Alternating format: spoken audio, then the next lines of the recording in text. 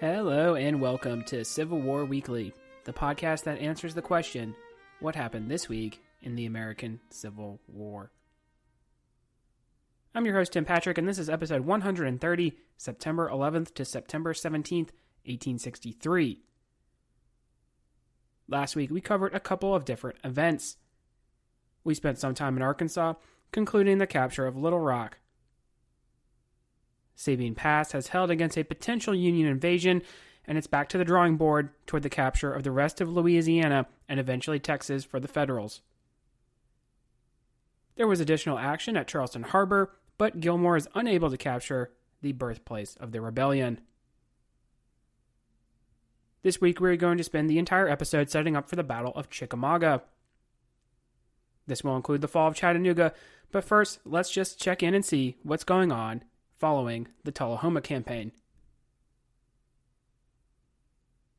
Of course, we do have some Patreon content, and this month we did a movie review. We've been talking about these movies in quick succession. We had the movie Gettysburg, then we had Glory, and we had Ride with the Devil this month. So those are already posted, and if you want to hear a synopsis of the movie and a little bit about the historical accuracy of those, then that is on the Patreon. And we're probably going to go back to a memoir review next week. So we'll hear from somebody who served under Custer in the cavalry. We don't have a whole lot of cavalry memoirs, but that's probably going to be on tap for next month here. So if any of that sounds interesting to you, then there is a link to the Patreon. Of course, those proceeds do go toward the general upkeep of the show. They are greatly appreciated. It's been a while since we have been in the area. There was a Gettysburg-sized hole in our narrative that caused us to divert, but we are back to the secondary theater of the war. When we last left off, Bragg had lost Middle Tennessee. From Tullahoma, which for the amount of casualties was a major victory for the Union, the rebels would move to Chattanooga. Now, Chattanooga sat on the Tennessee River, and while sporting a population of only around 2,500 at the time, the city was important because it was a key railroad hub. In fact, it should be pointed out that we have mentioned Chattanooga before, and if you recall the Great Locomotive Chase, that was the destination for the train robbers in conjunction with a Union assault on the city.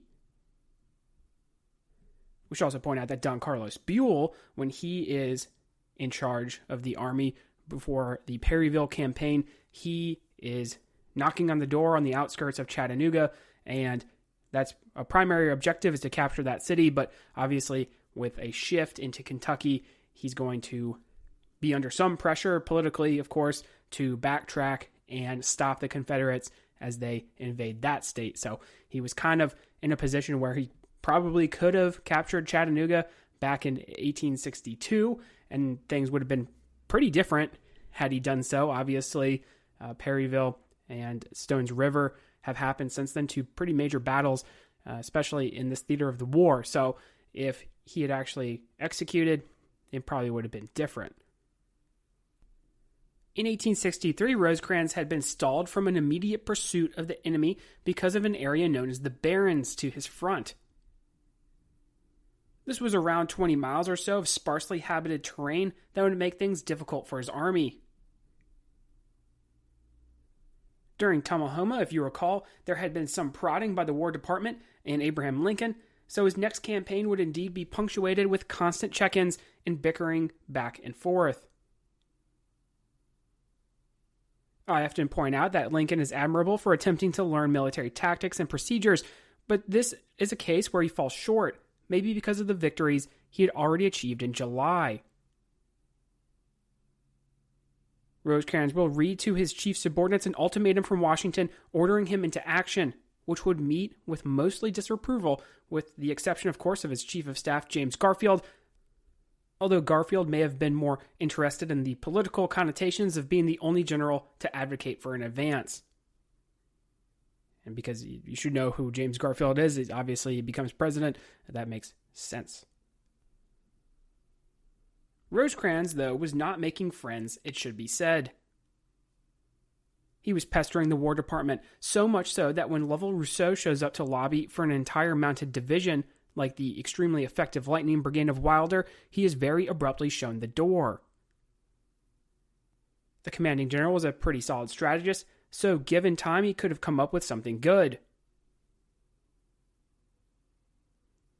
We've mentioned this very briefly, I believe, but especially at the time in 1863, even with the victory that Grant has had in the Vicksburg campaign, it's considered that Rosecrans is probably the best general that the Army has.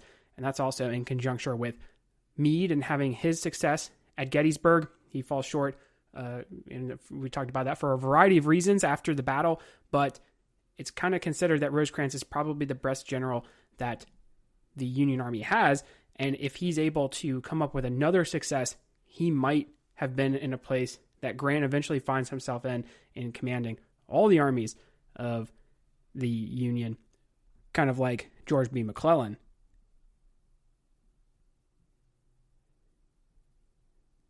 Good general morale and a sense that the war may be coming to an end sooner rather than later was key.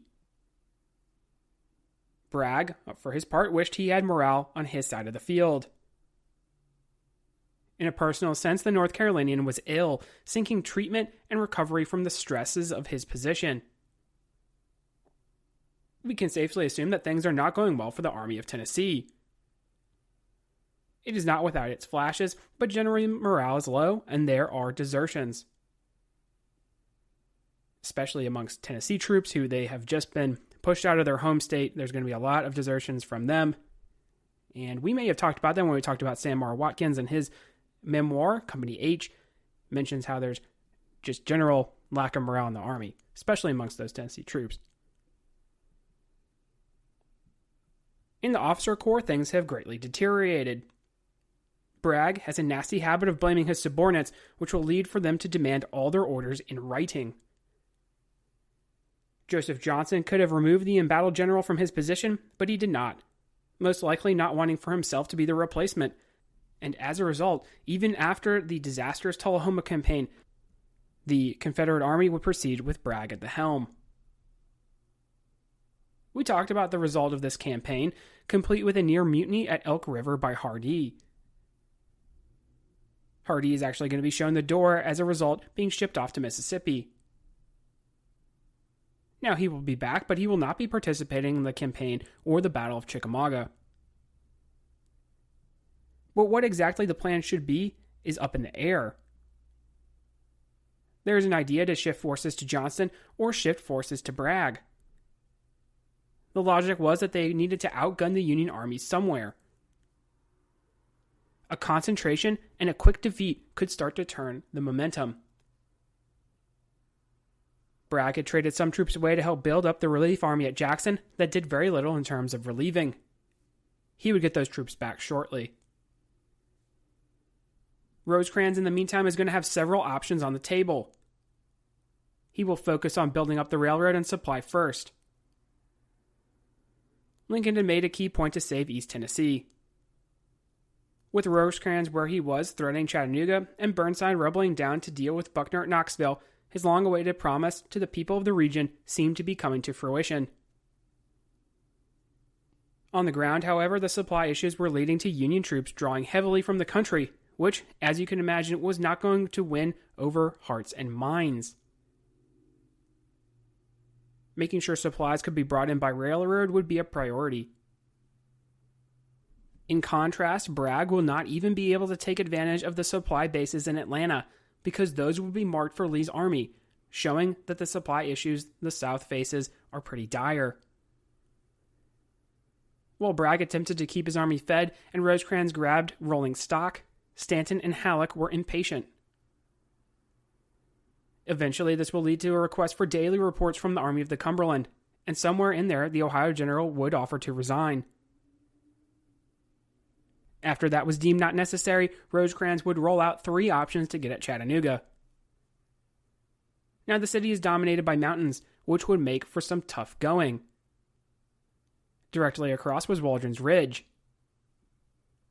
the Union troops could move over this high ground and make a direct assault on the Southerners on the other side of the Tennessee River. This, though, would be something kind of like Fredericksburg, so it was easily the third option. That left upstream or downstream. Upstream had the advantage of being close to Burnside, who was getting his Ninth Corps back because of their trip to Vicksburg. Acting in concert could be an intriguing opportunity. It was also the more likely choice assumed by the Southern Army. But if a feint were to happen, then that could leave downstream options open, and the Army of the Cumberland could stealthily move across Sound Mountain and Lookout Mountain. Bridgeport and Stevenson in Alabama were made to be supply depots. Additionally, troops could cross near the Sequatchie River and make a more direct attack on the Confederates. As part of this plan, McCook and his corps would move across Caperton's Ferry, their objective being Valley Head, which on a map is significantly south of Chattanooga.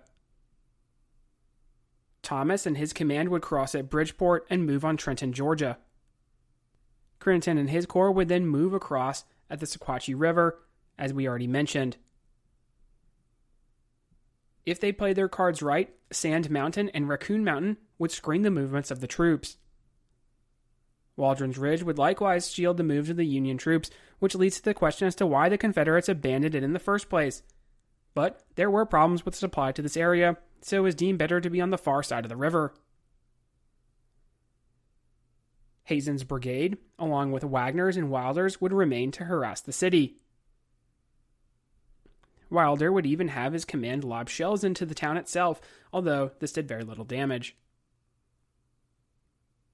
Hazen would march his men around to confuse the enemy. In the meantime, they would make noises as if they were building boats, actually completing some of the process. All of this was designed to fool Bragg and the Confederates. Speaking of Bragg, he's going to look for reinforcements to arrive and shore up his army. Johnson was moving men from his sector, and there would be talks to get some of Lee's as well. Longstreet, as we have discussed previously, was a Western Bloc supporter, so eventually it would be his corps which would be on the way. 16 different rail lines and 600 miles separated them, though. Walker's men would arrive, as would Breckinridge, even though Bragg had tried to get rid of the Kentucky general. Buckner, who also did not like Bragg, not that that's necessarily a unique trait amongst these Kentuckians, would in the meantime resolve to abandon Knoxville. His men would then fall under the control of Bragg's army, giving him some more support. The problem Bragg is going to have, though, is that his cavalry will let him down during the campaign. Joseph Wheeler had been assigned to watch the flank, much as he had been doing before Tullahoma. He left only a small amount of men to watch in the area around Bridgeport, concentrating the rest of his cavalry elsewhere. In fact, 2 regiments were tasked with the entire flank, and crucial sectors in which the landings would take place were only watched by the 3rd Confederate Cavalry. Meanwhile, Forrest, to his credit, on the other sector, did actually send a command under Debrell to the far side of the river, but this cavalry had been driven away by their Federal counterparts. In the meantime, the rebels being joined by guerrillas. There is a real opportunity that while the pieces are being set on the board, then Bragg could take advantage of a relatively stranded Crittenden, but he does not have the right intelligence to support this. Attentions were completely shifted in the other direction, as the bombardments on the city rightly had the citizens worried and also drew in the available infantry pickets. August 29th actually sees things go into motion. With reinforcements still gathering and his attention shifted upriver, it was likely Bragg would have to retreat yet again. Wilder's shelling of the city had actually thrown this idea out there, Bragg seeing the area as untenable if faced with rifled pieces from the Army of the Cumberland. So we can see that even though Wilder doesn't really do a whole lot of damage, it is pretty significant that he starts lobbing these shells, and actually probably could have made things pretty different if Bragg had been more decisive in pulling his army back. Wheeler's failure is fully shown when a citizen is the first to alert Bragg the enemy is coming. Bragg would have to frame his movement as a withdrawal rather than a retreat. Morale, as mentioned, was low, and there would be desertions as a result. By September 8th, only cavalry remained in the city and Lookout Mountain. Union cavalry had made contact with some rebels at Sand Mountain, but otherwise their progress was not hindered. Crucially, during this operation, Crennington would get into a kerfuffle with Division Commander Sam Wood. Wood was cautious about moving into Lookout Valley, thinking it could be a good place for the Confederates to set up a trap. Rosecrans would rebuke him as a result. There was no trap as Bragg had moved his men south of Chickamauga Creek, some of them taking up positions on Pigeon Mountain, which was the next high ground. Wilder's men rushed into the city and would plant a Union flag, Chattanooga having fallen with even less in terms of casualties than Tullahoma. Now, because of the success, Rosecrans was at an all-time high. His plan had worked, and now all that remained was the destruction of Bragg with a vigorous pursuit. McCook, Crennington, and Thomas would be on the prowl, with the reserve corps of Gordon Granger securing the hard-won gains. Now is a good time to take a pause and talk about the makeup of both armies. For the Army of the Cumberland, it's pretty much the same setup that we've had for quite a while. Rosecrans, it should be said, had too much faith sometimes in his commanders. McCook and Crennington were two men who had not turned in stellar performances in the past few engagements, but they stood at the heads of their respective corps. We will start with George Thomas and the 14th Corps. His divisions were commanded by Absalom Baird, James Negley, John Brannan, and Joseph Reynolds. Baird was a Pennsylvania native and a career soldier who will eventually receive the Medal of Honor and become the Inspector General of the U.S. Army. Negley we have met before, the famous horticulturist, having done good service at Stones River. Brannan was a complicated commander, a scandal involving his wife who left him and went to Europe being well-known gossip. He had seen action in Mexico and in the Seminole War. During the Civil War, he had led an expedition at Jacksonville. He will serve in the Atlanta campaign and continue in the Army after the war. Reynolds, of course, we have met before, having fought against Lee back at Cheat Mountain. It's all the way back in 1861, if you remember that. Baird's brigade commanders were Benjamin Scribner, John Starkweather, and John King, commanding a brigade of regulars. Scribner was a druggist before the war who had served as a volunteer in the Mexican-American conflict. He will go on to be a Treasury agent in Alaska. Starkweather we met all the way back at Perryville. King was a career soldier, having risen up the ranks. Starkweather has the 24th Illinois, an ethnically mixed regiment in his command with many European soldiers. Negley's brigade commanders were John Beatty, Timothy Stanley, and William Sirwell. Beatty we have met before, the presidential elector having served back in the Perryville campaign. Stanley was a colonel of the 18th Ohio prior to his elevation to brigade command. Sirwell was from Pennsylvania, serving out the war and then returning to the Pittsburgh area to become a postmaster and justice of the peace. Stanley has the 19th Illinois in his command, which included companies made up of Ellsworth Zouaves. Brannan's brigade commanders were John Connell, John Croxton, and Ferdinand Vanderveer. Vanderveer's brigade included the hard-fighting 9th Ohio and 2nd Minnesota. Croxton was a Kentucky native and Yale graduate who would serve in the Grant administration after the war. Connell was new to brigade command and would be watched by his commander. Vanderveer was an Ohio native, having served as a volunteer in Mexico. He will return to Ohio, becoming a judge after the war. Reynolds technically has John Wilder, although both of those officers did not get along, and Wilder was detached mostly. Edward King and John Turchin were his other commanders. Edward King had been elevated from regimental command, having been the colonel of the 68th Indiana. Turchin was an interesting figure, having served in the Russian Imperial Army. Hated by many, he had been cashiered from the army for his brutal actions in the burning of Athens, Alabama. This action actually got him on the hit list with the Confederacy, much like Butler and Milroy.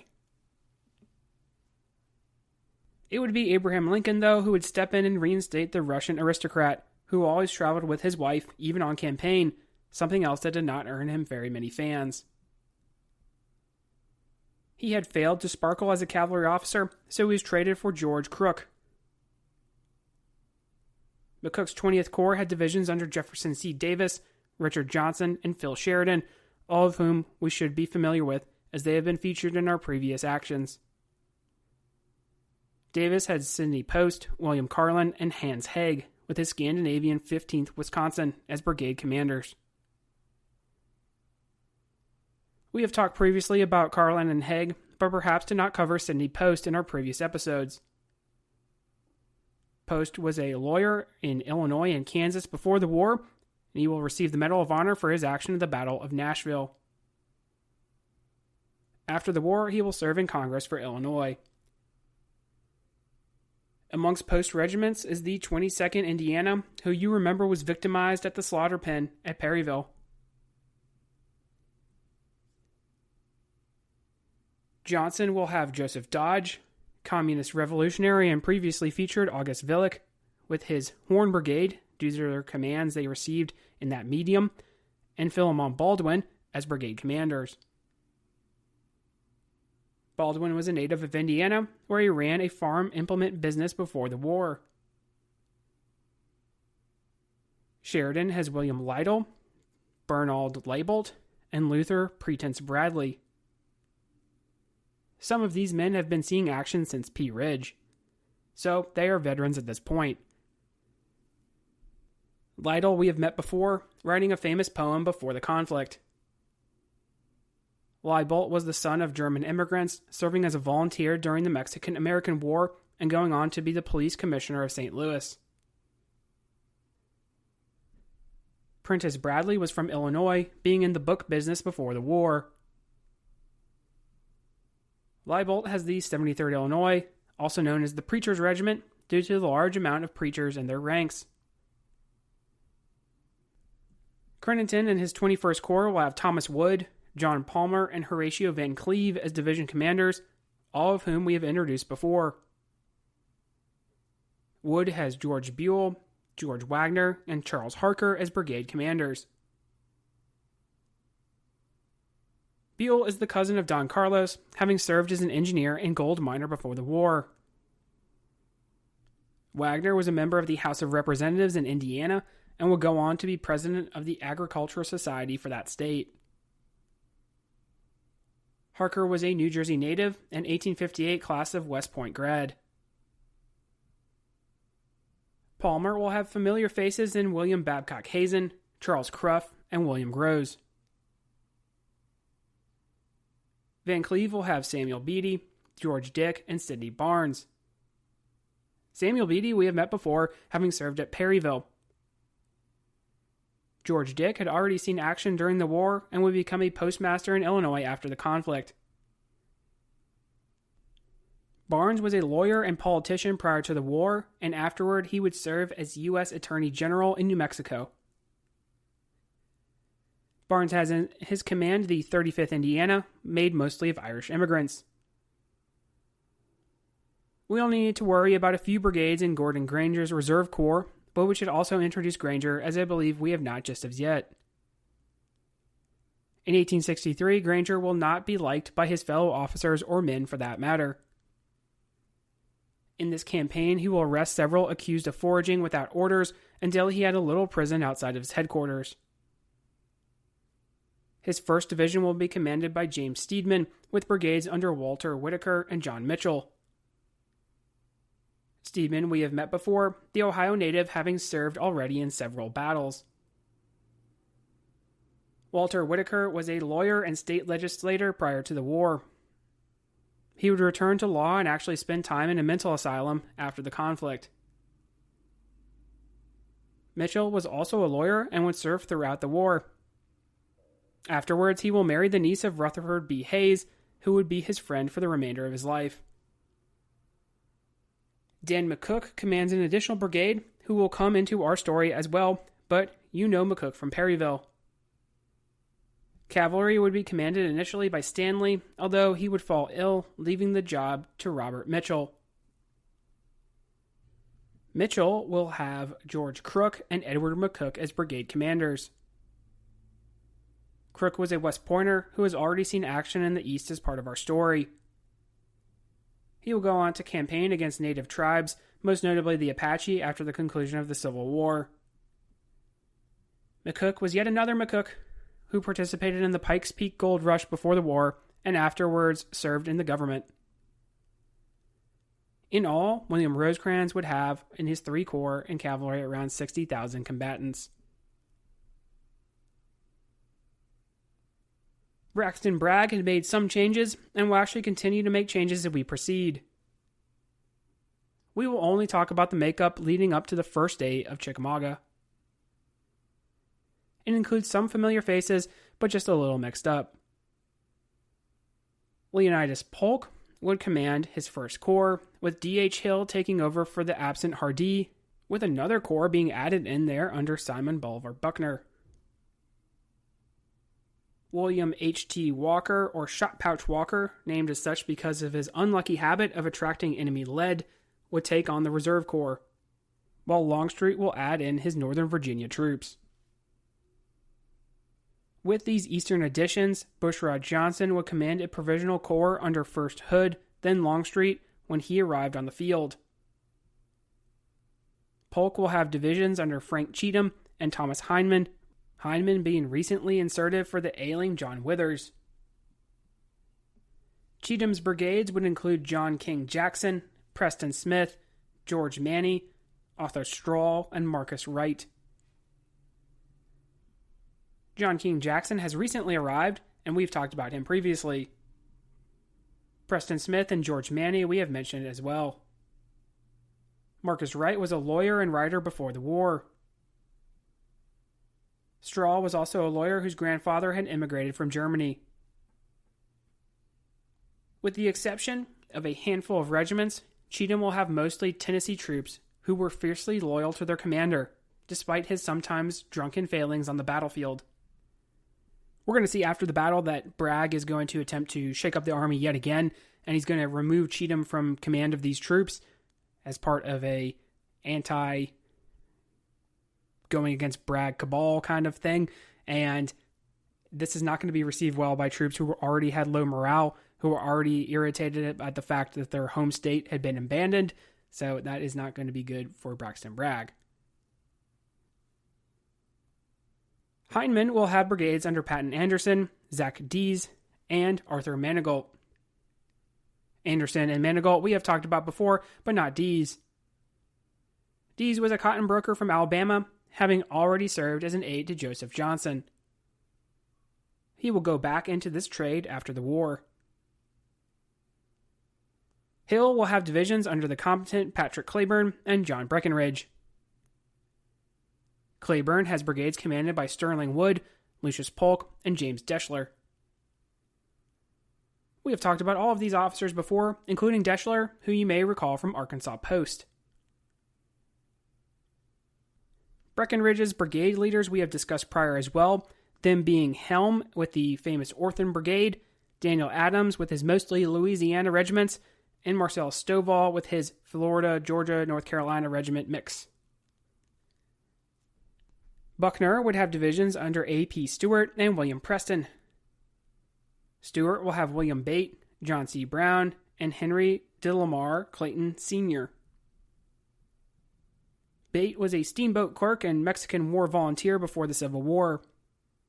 He will become the governor of Tennessee later in life.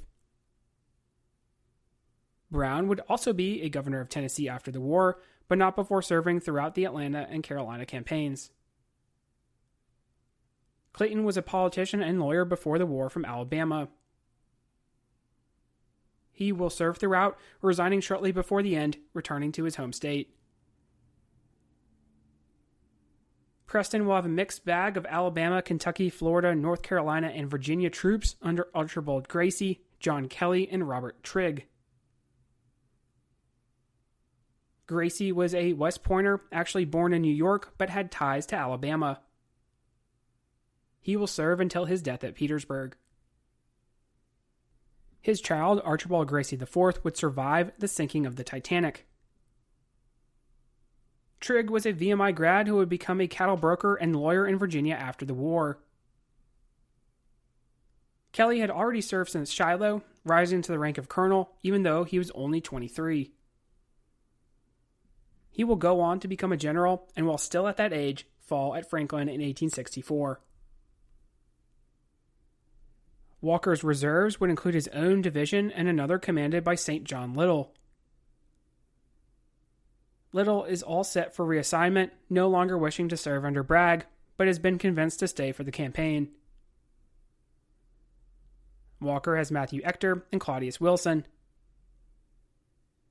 Ector rose through the ranks, starting the war as a private. Wilson was a Georgian who practiced law in Savannah before the war.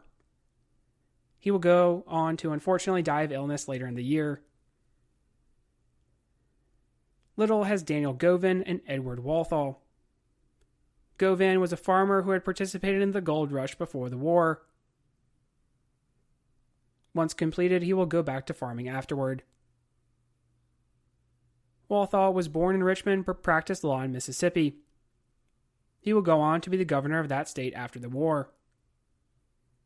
Bushrod Johnson and his provisional division will have John S. Fulton, John Gregg, and Evander McNair. Gregg and McNair we've met before. Fulton was a lawyer who will serve until his death at Petersburg later in the war.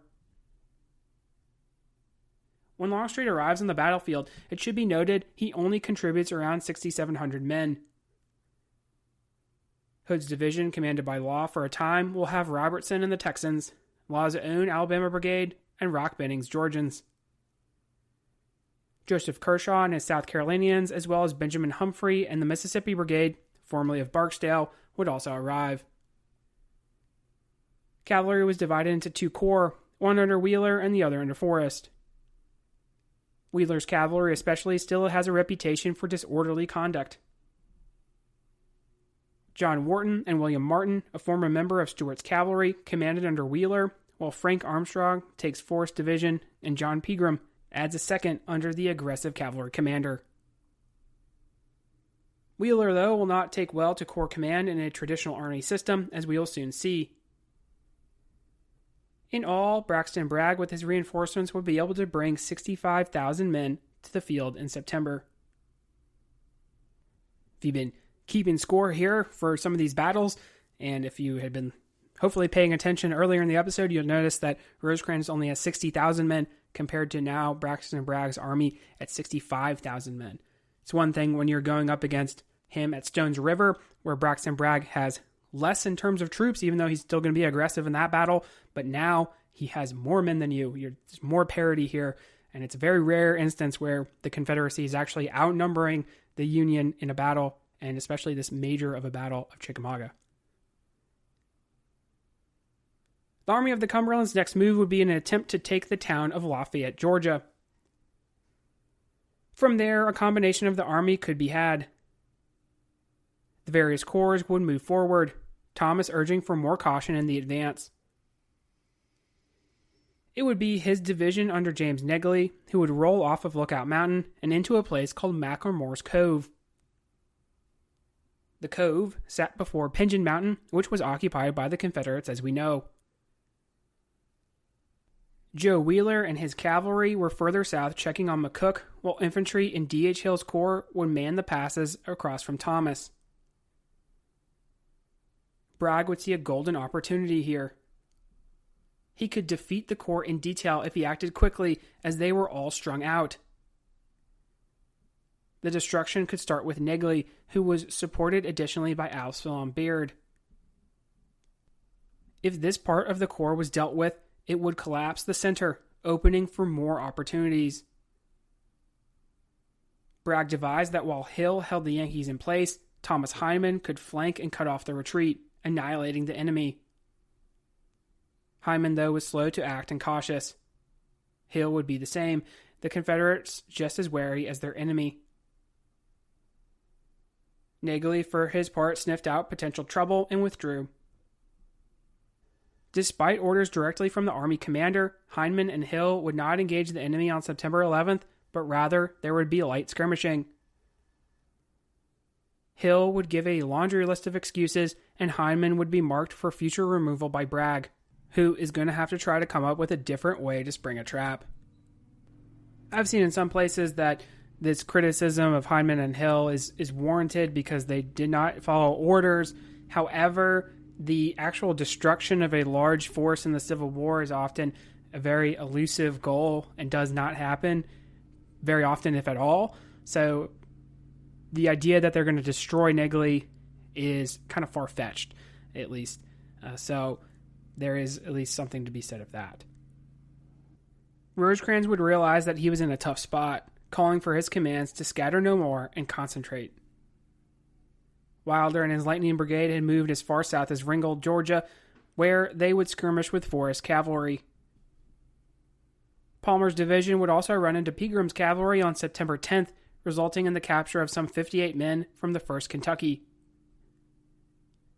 It was plain from these actions that there was a greater concentration of rebels than had been previously anticipated. Crittenden would be isolated, with Thomas moving to his aid. McCook had to cross back into the mountainous terrain as the direct route would take him facing Pigeon Mountain, his column vulnerable to beginning hit in the flank. A mansion in Catoosa County, Georgia, the Lee Gordon Mansion, would be the rally point. Bragg would order Polk to attack Crittenden, which initially would prove unwise, but given Buckner's men as reinforcement, could have been a viable attack plan. Bishop Polk, who did not want to do Bragg any favors, would fail yet again. Crittenden, for his part, did not believe the imminent danger to his front. Only Wilder and a small amount of cavalry would watch the crucial crossings of the River of Death. Having failed once, Bragg was undeterred. He could still salvage the situation and wedge himself between his enemy and Chattanooga. The Army of the Cumberland, meanwhile, had received intelligence that Longstreet was arriving, as were additional troops sent from Johnson. Bragg would have numbers to go toe-to-toe with his enemy soon. His foe sat across Chickamauga Creek, so it would be necessary to use crossings and fords. He would outline the following plan of attack. 1. Bushrod Johnson, his command later taken over by Hood, when he arrived, would cross at Reed's Bridge and sweep toward Lee's and Gordon's Mills. 2. Walker with his reserves would cross at Alexander's Bridge and find the enemy flank and rear. 3. Buckner would cross at Thedford's Ford and push the enemy in Polk's front. 4. Polk would push from front toward Lee and Gordon's Mill. 5. Hill will press from the left flank and probe the enemy cavalry. 6. Wheeler will hold the Pigeon Mountain passes. With those actions in mind, we will call it a day for now and pick up the fight next week as we open the Battle of Chickamauga. Today we have been busy covering the time from the end of the Tullahoma campaign through the fall of Chattanooga and now to the banks of Chickamauga Creek. Next week we will start the fight for the second largest battle of the war, covering that event in detail. If you like what you hear, please make sure to leave a review. Posted in the description should be a link to the website as well as Patreon and Venmo information. Support for the general upkeep of the show is greatly appreciated. Feedback is always welcome. Questions, comments, concerns. The email is cwweeklypod@gmail.com. Thank you all so much for listening and have a great week.